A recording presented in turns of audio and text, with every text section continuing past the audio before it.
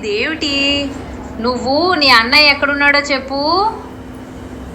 ఓయ్ గండా, రా చిన్న అరటిపండు తినడానికి రా.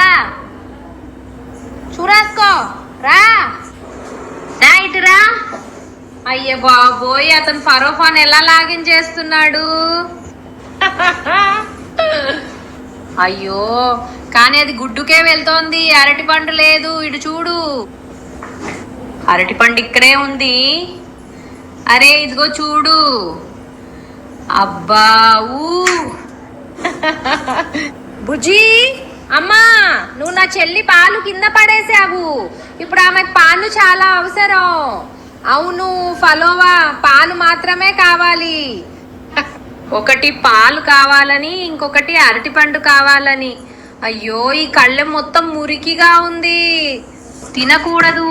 అయ్యో, వాడంతా పడేస్తున్నాడు. అయ్యో నా బిడ్డ.